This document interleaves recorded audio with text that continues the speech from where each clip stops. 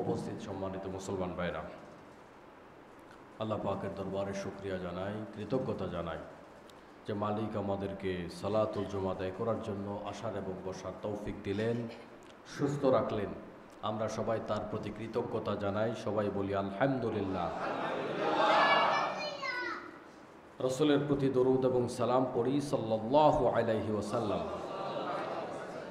সব শহীদদের জন্য আমরা দোয়া করি, আল্লাহ পাক যেন যুগে যুগে যারা দেশের জন্য দিনের জন্য জীবন দিয়েছেন সবাইকে জান্নাতের উচ্চ মাকাম দান করেন, আমিন। সম্মানিত ভাইরা, আমরা এই পৃথিবীতে এসেছি আল্লাহ পাকের কিছু হুকুম আহকাম পালন করার জন্য, পরীক্ষা দেওয়ার জন্য। পরীক্ষা যেই জায়গায় মানুষ দেয় সেই জায়গাটাতে আসলে যথেষ্ট পরিমাণে সময়ের গুরুত্ব দিতে হয়। যেই কোনো ধরনের পরীক্ষা, একেবারে নিচের ক্লাসের পরীক্ষাও যখন বাচ্চারা দেয় যথেষ্ট সময় গুণে দিতে হয় না? শুরুটা সময় মতো, শেষটাও সময় মতো। চাইলেও সময় কেউ বাড়ায় দেবে না। যিনি হলগার্ড থাকবেন তারে যদি আপনি কিছু বলে সম্বোধনও করেন তাতেও আপনাকে 10 মিনিট সময় বাড়িয়ে দেবে না। পরীক্ষার হলের সময় যেমন নির্ধারিত, মানুষের জীবনের সময়টাও ঠিক তেমনিভাবে নির্ধারিত। এটাকে বাড়ানোর সুযোগ নাই, কমানোরও কোনো সুযোগ নাই। তো আমাদের জীবনটা হচ্ছে একটা পরীক্ষা। গোটা জীবন আমরা পরীক্ষা দেব, পরীক্ষা দেওয়ার জন্য এখানে আসছি। পরীক্ষার পরে একটা রেজাল্ট আছে। সব পরীক্ষাতে কি আছে? রেজাল্ট আছে। পরীক্ষা যত বড়, রেজাল্ট আবার তত বড় হয়। পরীক্ষা যত ছোট, রেজাল্ট তত ছোট। 5 পাস হইতে যেই পরিমাণ পরিশ্রম করতে হয়, এসএসসি পাস করতে পরিশ্রমটা তার চেয়ে বেশি না? আবার অনার্স পাস করতে পরীক্ষা তার চেয়ে বেশি কষ্ট, তার চেয়ে বেশি। বিসিএস পাস করতে তার চেয়ে বেশি কষ্ট, ঠিক কিনা? তাহলে পরীক্ষার কষ্ট যত বেশি, চাকরিও তো তত বড়। যেই চাকরির জন্য মাস্টার্স পাস করা শর্ত, 5 পাস করে সেই চাকরি পাওয়া যায় না। তাহলে কষ্ট যত বড়, চাকরি তত বড়। চাকরি যত বড়, বেতন তত বেশি। তাহলে প্রতিটা পরীক্ষা, এই পরীক্ষার জন্য সময় নির্ধারিত। আর পরীক্ষার রেজাল্ট আপনি পাবেন হলো পরীক্ষার পরে। পরীক্ষাতে দেয় নাই সে কি রেজাল্ট পাবে? পরীক্ষার হলে আসে নাই, এখন রেজাল্ট পাবে নাকি? সুযোগ আছে নাকি? তাহলে আমরাও এসেছি পরীক্ষা দেওয়ার জন্য। আল্লাহ পাক রব্বুল আলামিন আমাদের জন্য বলেছেন, ওয়ালানাবলুওয়ান্নাকুম বিশাইইম মিনাল খাউফি ওয়াল জুই ওয়া নাকসিম মিনাল আমওয়াল ওয়াল আনফুসি ওয়াস সামারাত। তোমাদেরকে আমি অনেক কিছু দিয়ে পরীক্ষা করব, এমনকি সেই পরীক্ষাটা তোমাদের জীবন নাশের মাধ্যমেও হতে পারে। এ হলো তোমাদের পরীক্ষা। এখন এই যে পরীক্ষা, এই পরীক্ষা কারা দেবে? এই পরীক্ষা কি সাধারণ মোমেনরা খালি দেবে? না, এই পরীক্ষা থেকে নবীরা পর্যন্ত মুক্ত ছিল না। সুবহানাল্লাহ। আমার মুসলমান ভাইয়েরা, সাইয়েদনা আদম আলাইহিস সালাতু ওয়াস সালাম থেকে শুরু করে যতজন নবী এই জমিনে এসেছে, সব নবীদেরকে আল্লাহ পাক রব্বুল আলামিন পরীক্ষা করেছেন। আপনি যদি ভালো খাবার খেয়ে অভ্যস্ত হন, খারাপ খাবার খাইতে পারবেন না। আপনি এসি রুমের থেকে অভ্যস্ত হইলে এসি রুমে চলতে পারবেন না। পার্সোনাল গাড়িতে চড়ে অভ্যস্ত হইলে লোকাল গাড়িতে চড়তে পারবেন না।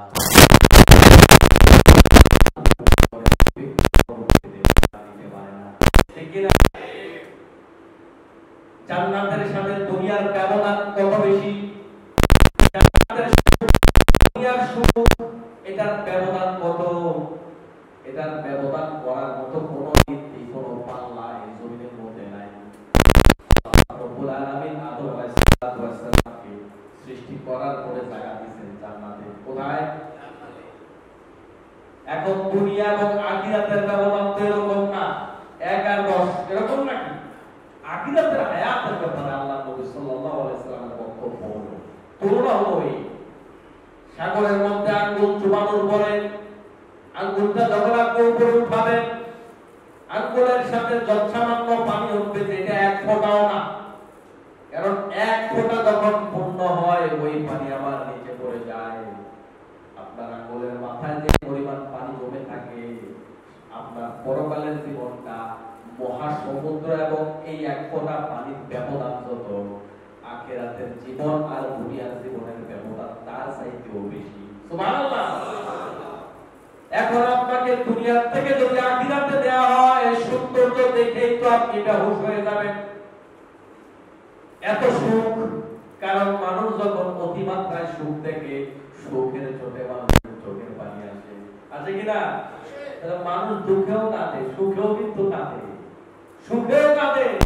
আমি দেখেছি ঢাকা বিশ্ববিদ্যালয় এবং জাহাঙ্গীরনগর বিশ্ববিদ্যালয়ের নির্বাচনে যারা বিজয় হয়েছে ওরা কেঁদেছিল। কেন কেঁদেছে জানেন? আপনি সেখানকার পরিবেশ ভুলবেন না। সেখানে ফজরের নামাজে কে যায় তাকে ধরে হাত ধরে দাও, সে অবশ্যই অন্য কোনো দলের লোক। নামাজে যাবে কেন?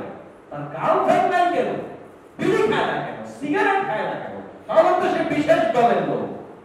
নামাজটা পর্যন্ত তারা পড়তে পারে না, নামাজ পড়লে আপনাকে মেরে ফেলতে পারে। এই খবর তো আপনারা আমরা বাংলাদেশে আছে আমরা জানি না। ওরা যখন কেঁদেছে আর বিবৃতি দিয়েছে, এমন সময় গেছে বিশ্ববিদ্যালয়ে নামাজ পড়ার কোনো টাকা পাচ্ছিলাম না, বাথরুমে ইশারায় নামাজ পড়েছে। এখন কিছু লোক বন্ধ নিয়ে আসে, হুজুর বাথরুমে নামাজ পড়া জায়েজ আছে। বাথরুমে নামাজ পড়া জায়েজ নেই, ও তো জীবন যাচ্ছে, কি করবে?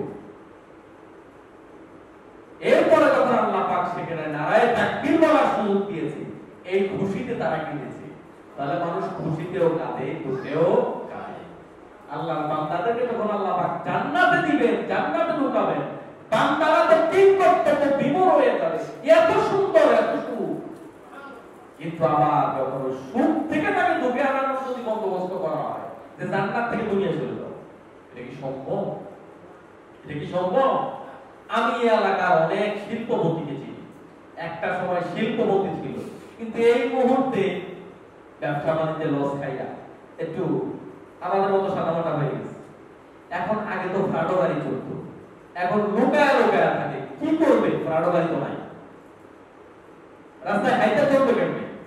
তাহলে বুঝে গেল নিম্নমানের জীবন যাপন থেকে উপরের দিকে যাওয়া যায়, কিন্তু উপর থেকে নিচের দিকে আসা যায় না।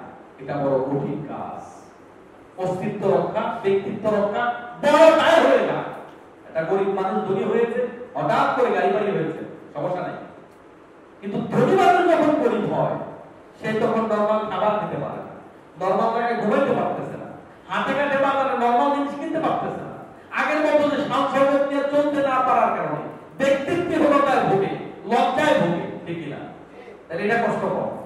ছোট থেকে বড় হওয়া যায়, কিন্তু বড় থেকে ছোট হওয়া যায় না, এটা বেশি কষ্টকর। আদম আলাইহিস সালাতু ওয়াস সালামকে আল্লাহ পাক রব্বুল আলামিন বানায় রাখলেন জান্নাতে। ওই জান্নাত থেকে আদম আলাইহিস সালামকে আল্লাহ তাআলা বিশেষ কারণে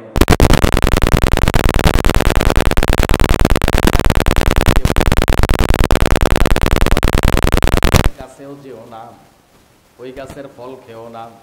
গাছের কাছে গেছে, ফল খাইছে, তাদেরকে আল্লাহ রাব্বুল আলামিন জামা কাপড় খুলে দুনিয়ায় পাঠায়া দিছে। আমার মুসলমান ভাইয়েরা, এই যে আল্লাহ রাব্বুল আলামিন তাদেরকে দুনিয়ায় পাঠাইলো, এত উচ্চ মানের জীবন যাপন থেকে যখন দুনিয়ায় পাঠাইলো, অবস্থা এখানে জীবন সামান্য গ্রামের মধ্যে কোটিপতির থেকে একটু গরিব হইলে আপনি আর চাষ করতে পারেন না। যে জান্নাতের সাথে দুনিয়ার কোনো তুলনা হয় না, ওই জান্নাত থেকে যখন দুনিয়ায় পাঠায়া দিল, বাড়ি আছে নাকি দুনিয়ায়? ঘর নাই, দুনিয়াতে কোনো রাস্তাঘাট নাই, এর আগে দুনিয়ায় কোনো মানুষ বসবাস নাই, বসবাস করার কোনো সিস্টেম নাই। অবস্থায় যদি জান্নাত থেকে দুনিয়ায় পাঠায়া দেয়, তার জন্য পরীক্ষাটা কি ছোট হয়েছে?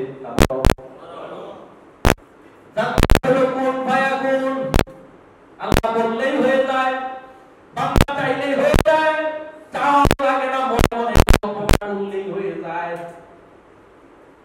যে জিনিস চাওয়াও লাগে না, কল্পনা করলেও হয়ে যায়। হাতে কাজ করে খাওয়া লাগে না, পায়ে হেঁটে যাওয়া লাগে না। সেই জায়গায় দুনিয়ায় আসতে এখানে কোনো জীবনযাপনের বন্দোবস্ত নাই, ব্যবস্থাপনা নাই, গাড়ি ঘোড়া নাই, খাবারের বন্দোবস্ত নাই, পাকশাকের সিস্টেম নাই, কিচ্ছু নাই। এই জায়গায় যে আল্লাহ পাক তাকে পাঠাইলো, এটা কি ছোট পরীক্ষা না বড় পরীক্ষা?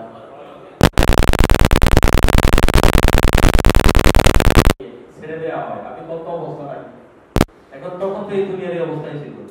দুনিয়াটা কিন্তু বসবাসের উপযোগী করছে মানুষ। আগে যে সমস্ত প্রাণী ছিল, বাঘ, বান্দর, হাতি, ঘোড়া, এরা কি রাস্তা বানাইছে? এরা বাড়িঘর বানাইছে?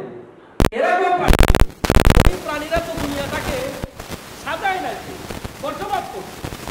আপনাকে আফ্রিকার জঙ্গলে ছেলে দিলে যা হবে, আদম আলাইহিস সালাম কিন্তু আফ্রিকার জঙ্গলেই যাচ্ছে।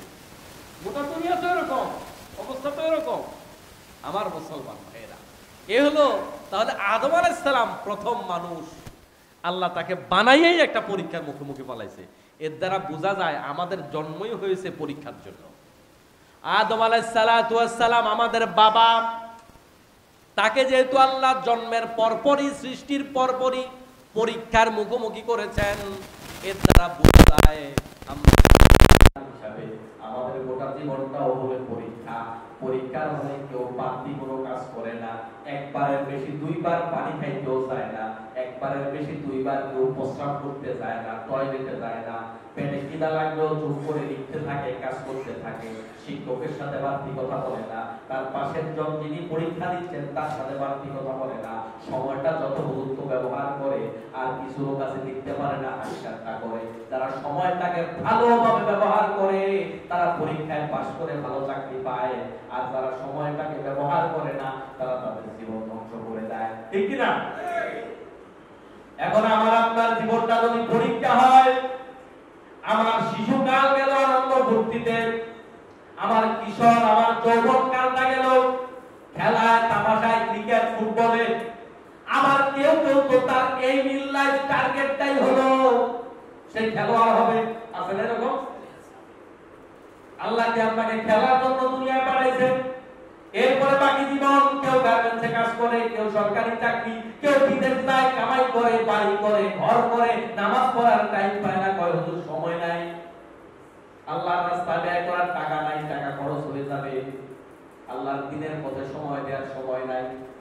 এরপরে যখন বুড়াকালে হাত চলে না, পাও চলে না, তার সাথে কেউ আর গল্প করে না, এরপরে বাধ্য হইয়া সে মসজিদে ঢুকে তার গোটা জীবনটা তার নিজের জন্য ব্যয় করলো, আল্লাহর পরীক্ষার জন্য একটুও ব্যয় করলো না। সেই ছাত্র গোটা জীবন, গোটা টাইমটা, পরীক্ষার সময়টা আকামে কাটায়, হাসিতে খুশিতে গল্পে কাটায়, ওই ছাত্র ভালো রেজাল্ট করার সম্ভাবনা আছে।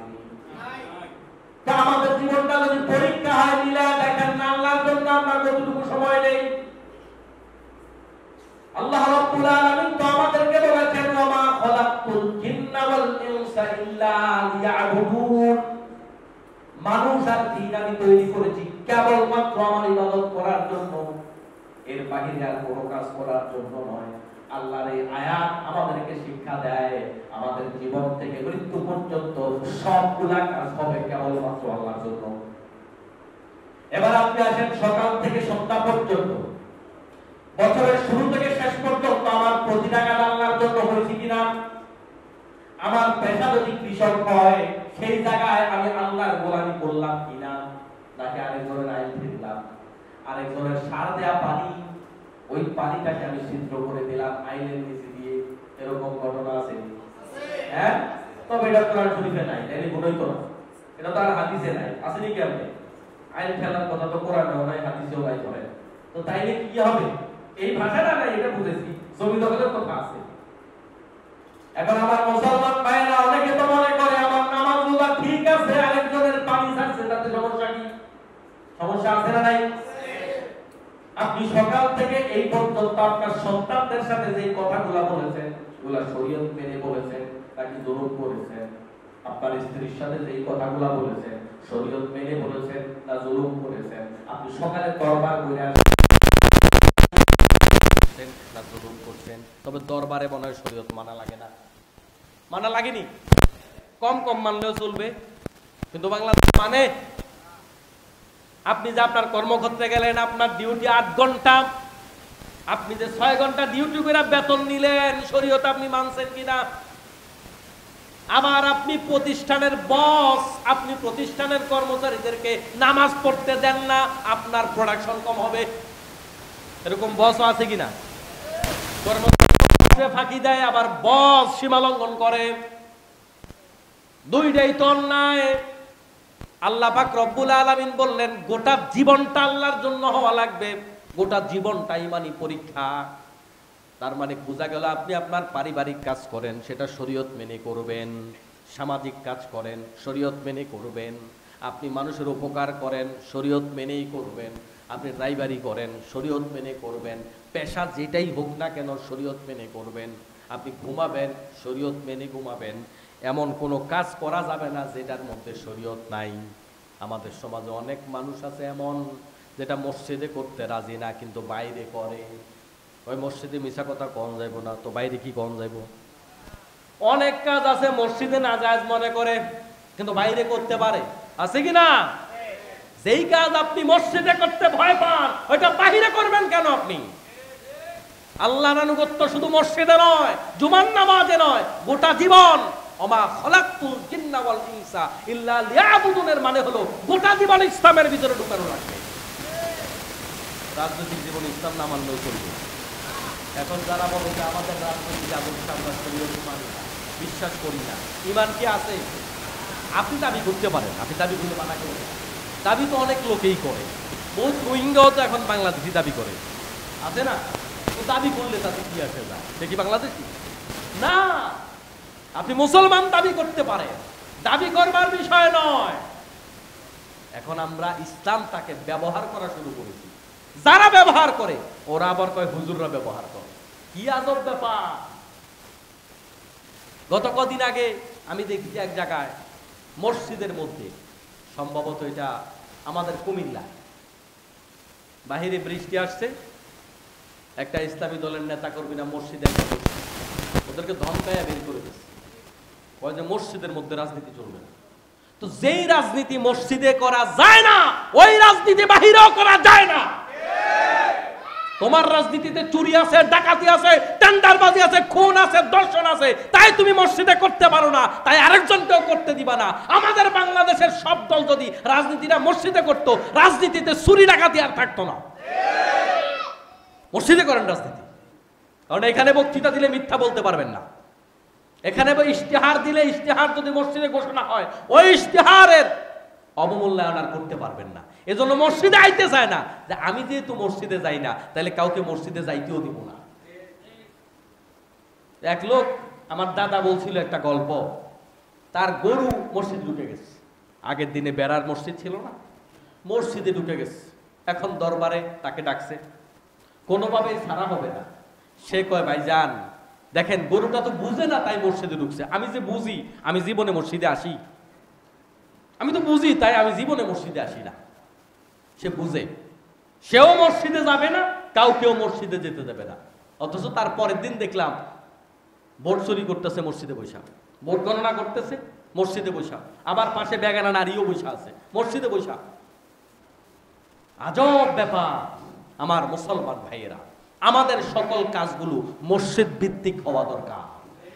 গত 2 সপ্তাহ আমরা রাসূলের জীবনী নিয়ে, সিরাত নিয়ে আলোচনা করছি না? সেখানে আমরা একটা ব্যাপার বলেছিলাম, রাসূল সাল্লাল্লাহু আলাইহি ওয়াসাল্লাম মক্কা থেকে মদিনায় যাওয়ার পরে মসজিদে নববী গঠন করলেন।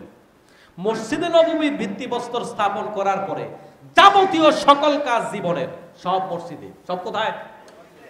আতিথেয়তা কোথায়? মসজিদে। দরবার কোথায়? মসজিদে। সালিশ কই? মসজিদে। রাজনৈতিক বক্তৃতা কোথায়? মসজিদে। না, দেয়া যাবে না। আপনি যে বললেন কথাটা রাজনৈতিক বক্তব্য মসজিদে দেওয়া যাবে না, মসজিদ আপনার বাপদাদার?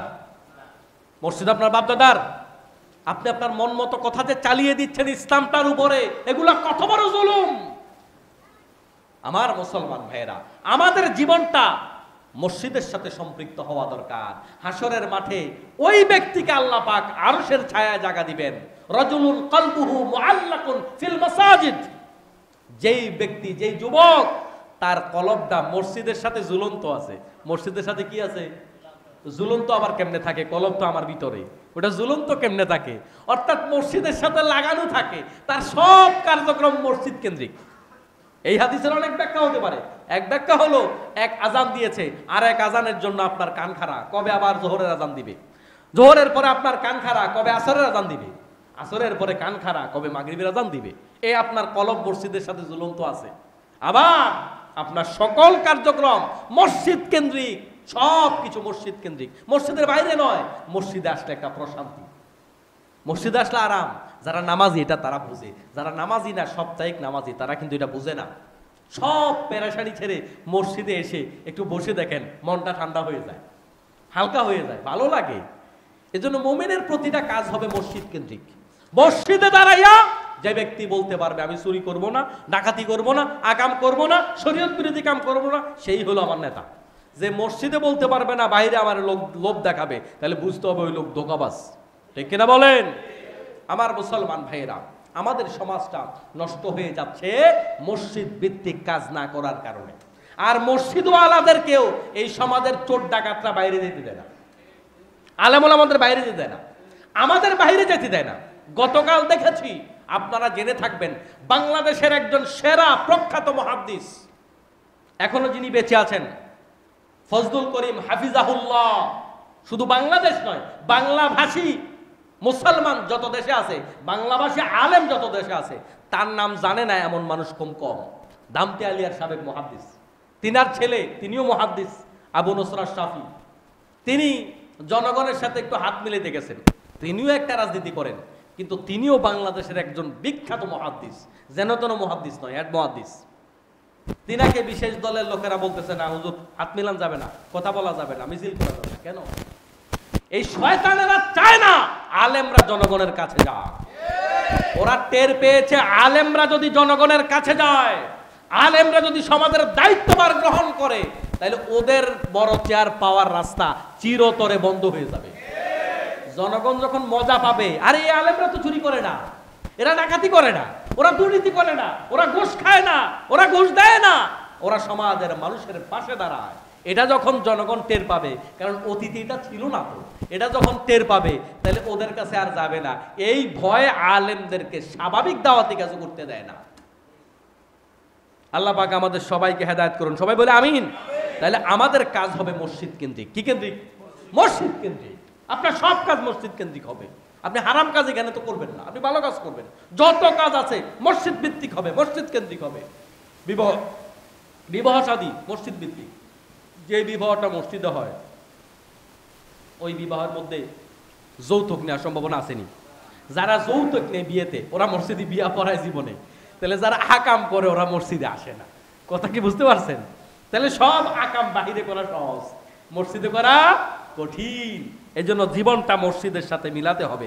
আল্লাহ পাক তৌফিক দান করুন, আমিন।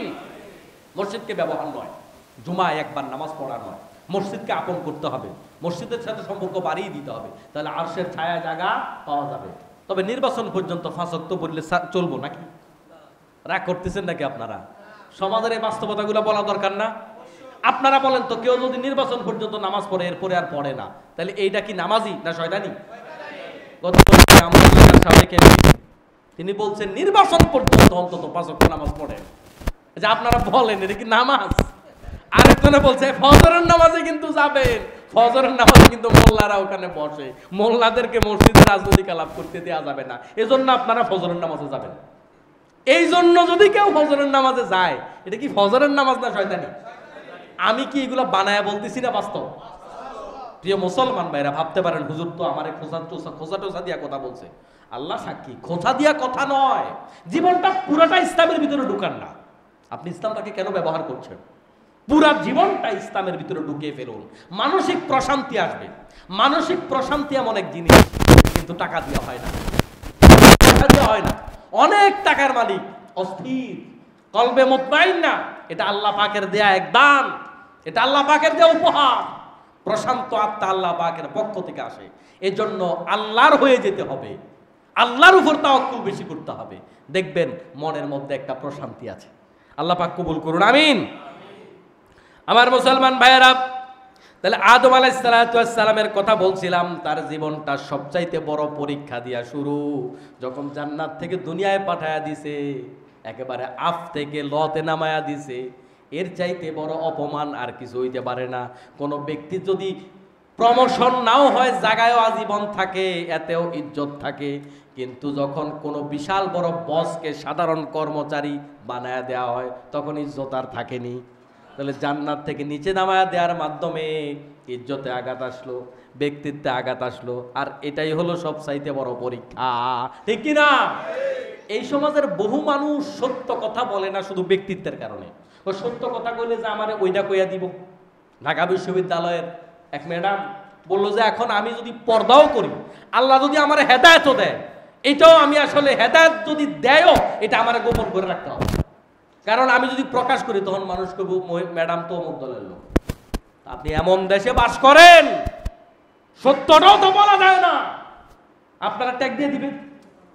এই জন্য প্রিয় মুসলমান ভাইয়েরা, ব্যক্তিত্ব রক্ষার জন্য মানুষ ইসলাম থেকে দূরে থাকে। নবীরা ব্যক্তিত্বে উঠে ওঠে ইসলামের কাজ করেছেন। যখন তায়েফের ময়দানে গেছেন, রাসূলের চাইতে বড় ব্যক্তিত্ব কার?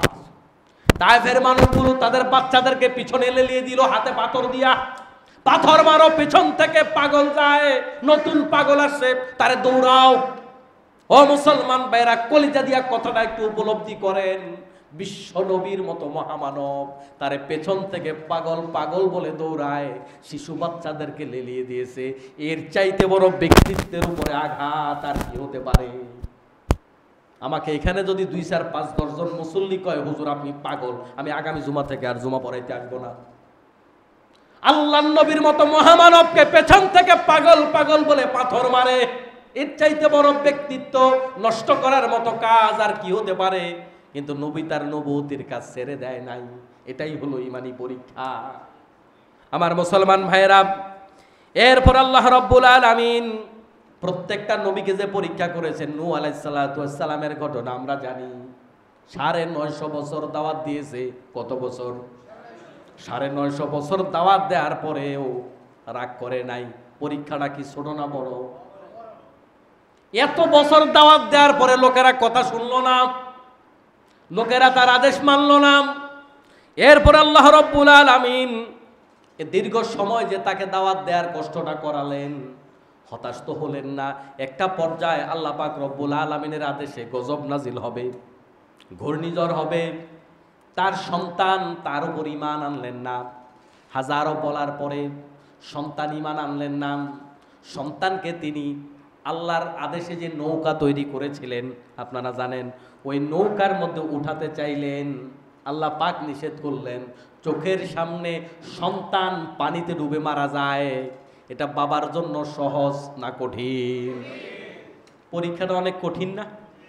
আপনি আমি বাংলাদেশের প্রেক্ষাপটে এখন আগুনে পড়ে গেছে, মাও আগুনে ঝাঁপ দিয়ে দিছে।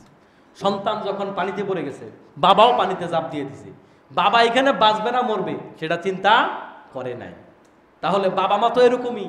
ওই বাবার সামনে যখন সন্তান পানিতে ডুবে মারা গেল, আপনার কাছে কি মনে হয় পরীক্ষাটা কি ছোট? কিন্তু আল্লাহর আদেশ, তোমার সন্তান তোমার আহাল নয়। এই সন্তানকে আহাল মনে করা যাবে না, টান দেখানো যাবে না। আল্লাহর আদেশ পালন করতে গিয়ে ধৈর্য ধারণ করেছে। আমার মুসলমান ভাইরা, এভাবে প্রত্যেকটা নবী ইমানি পরীক্ষা দিয়েছে। ইব্রাহিম আলাইহিস সালাতু ওয়াস সালাম, দুনিয়ার একটা মানুষও তার পক্ষে নাই, গোটা জাতি তার পক্ষে নাই, নিজের বাপও তার পক্ষে নাই, মাও তার পক্ষে নাই, ডানে বায়ে বন্ধু বান্ধব কেউ তার পক্ষে নাই। আপনি হিসাব করে দেখেন, হিসাব মিলিয়ে দেখেন, যদি আমাদের সমাজের কেউ আমার পক্ষে না থাকে, তখন আমি মনে মনে ভাববো আসলে মনে হয় আমি অপরাধী, কারণ এত মানুষ আমার বিপক্ষে।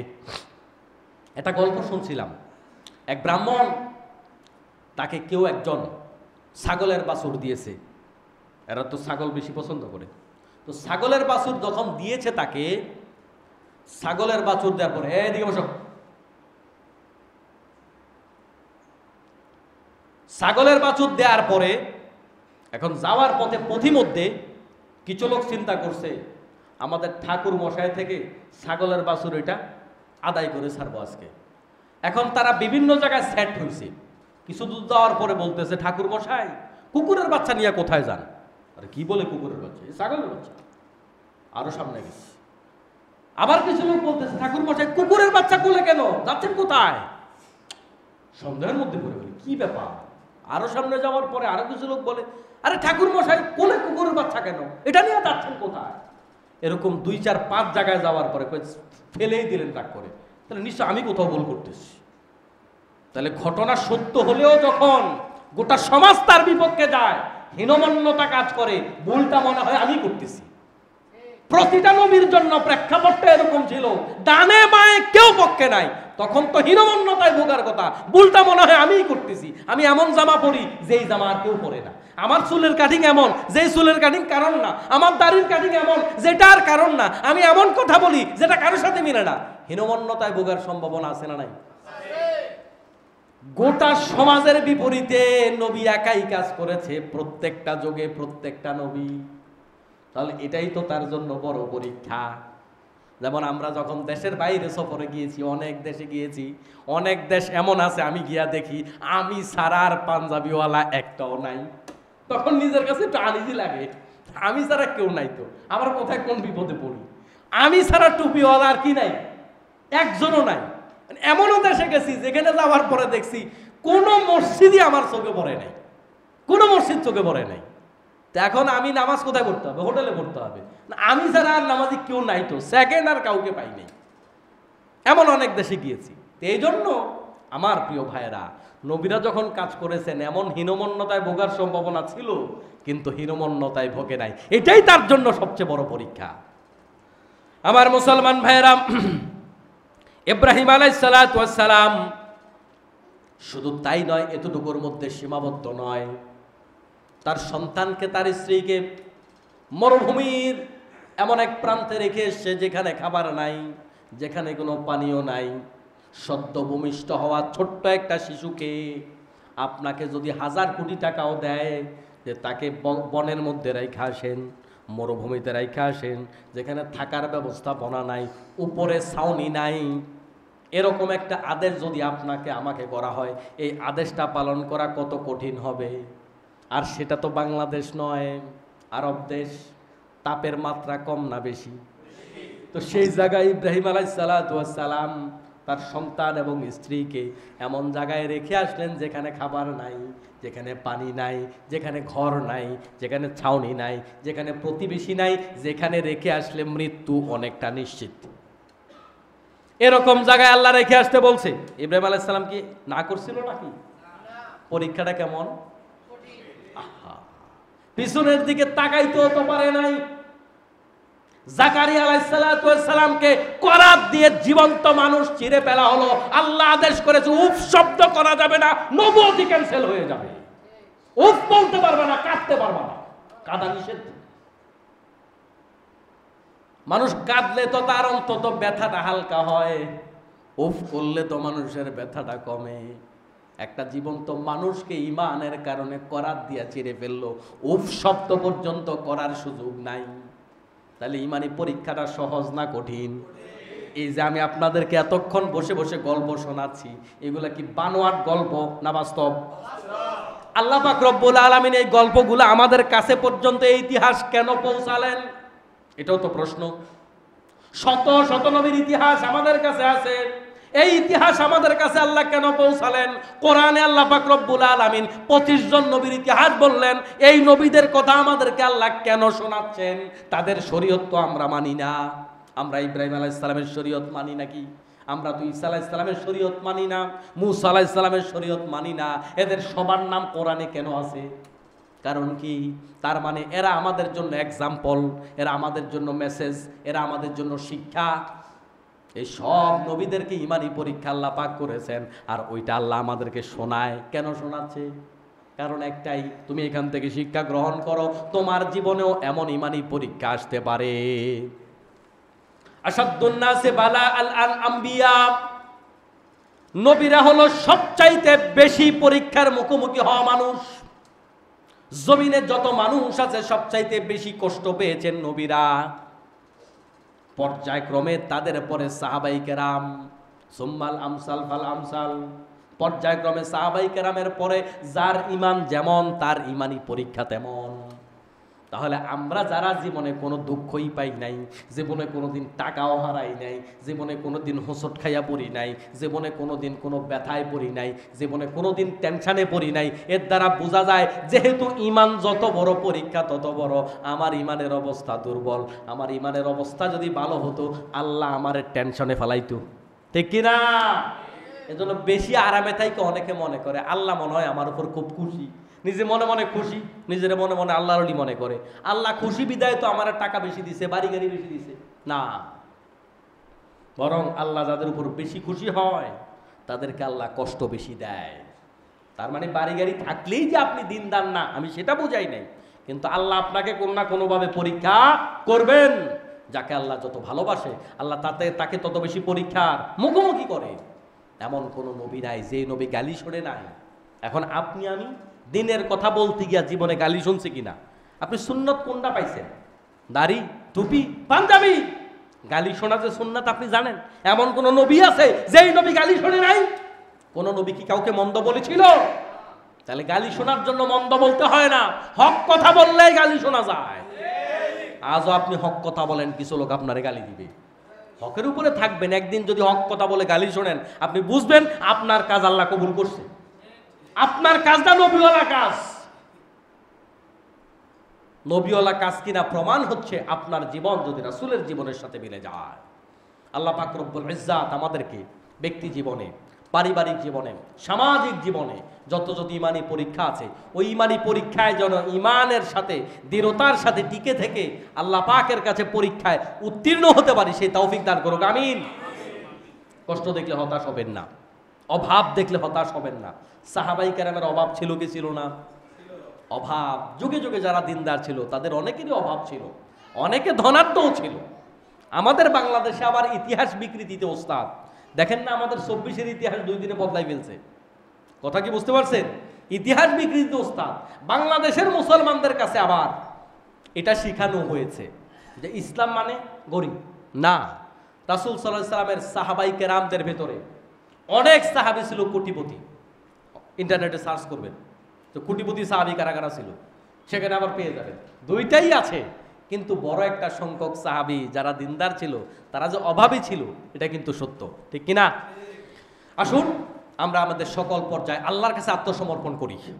আর আজকের এই আলোচনায় মৌলিকভাবে একটা বিষয় দৃষ্টি আকর্ষণ করেছি, সেটা হচ্ছে মসজিদ ভিত্তিক জীবন, মসজিদ ভিত্তিক সমাজ, মসজিদ ভিত্তিক রাষ্ট্র। রাষ্ট্রের গুরুত্বপূর্ণ ঘোষণা মসজিদ থেকে দেওয়া হোক, রাষ্ট্রের গুরুত্বপূর্ণ বিচারের ঘোষণা মসজিদ থেকে দেওয়া হোক, রাষ্ট্রের গুরুত্বপূর্ণ যে সমস্ত কি বলে যে কার্যক্রম মসজিদ থেকে আসুক, বাইতুল মোকাররম থেকে আসুক। কিন্তু আমাদের বাইতুল মোকাররম মসজিদে গেলে এটা জাতীয় মসজিদ মনে হয় না। বড় আফসোস, কত জায়গায় আলেম ওলামাদেরকে ঠেকিয়ে রাখা হয়েছে, কত জায়গায় দেশের ইসলামকে ঠেকিয়ে রাখা হয়েছে। সংসদ ভবনের বারান্দায় কোনো ময়লা আছে? কথা বল না। কোনো ভাঙ্গা টাইলস আছে? ওখানে কোনো পাগল গিয়া বসে থাকে? জাতীয় মসজিদ বাইতুল মোকাররমের এই অবস্থা কেন? আপনারা যারা আছেন ঢাকায় তো আছেন সবাই, আপনারা বলেন তো এটার বাথরুমগুলোর কি অবস্থা, এটার অজুখানার কি অবস্থা? এটা কেন হবে? বাংলাদেশের জাতীয় যে স্থাপনাগুলো, বিদেশ থেকে যখন বিদেশি পর্যটকরা আসে কিংবা বিদেশি কোনো কূটনীতিবিদ যখন বাংলাদেশে আসে, তখন বাংলাদেশের কি বলে যে স্বাধীনতার সাথে সম্পৃক্ত করা ছিল, তারপরে স্বাধীনতা যুদ্ধের কারণে শহীদ হয়েছিল, তাদের কবর জিয়ারত করে। তারপরে আমাদের এখানে যে 21-এর যে স্মৃতিস্তম্ভ, এখানে আইসা তারা এরকম ফুল দিয়ে যায় না, আছে না, এরকম জাতীয় সিনারিগুলো তারা দেখে, সেখানে গিয়া সম্মান প্রদর্শন করে, শেখ মুজিবের কবরে যায়, জিয়াউর রহমানের কবরে যায়, যায় কিনা? আমাদের জাতীয় মসজিদটাকে সেভাবে সাজাবার দরকার ছিল না? যে জাতীয়ভাবে আন্তর্জাতিক অঙ্গন থেকে কোনো একজন মেহমান এসেছে, আমাদের জাতীয় মসজিদে গিয়ে সে একটা প্রশান্তি পাবে, এইটাই না বাংলাদেশ। কিন্তু আমাদের জাতীয় মসজিদের চাইতে অনেক অনেক সুন্দর মসজিদ বাংলাদেশের অনেক জায়গা আছে যেগুলো ব্যক্তি পর্যায়ে পরিচালনা করে। কয় টাকা লাগে? যেই পরিমাণ দুর্নীতি বাংলাদেশে হয়, 100 কোটি টাকা বাজেট করলে জাতীয় মসজিদ কত সুন্দর হয়ে যায়, কিন্তু করা হচ্ছে না, অবহেলিত।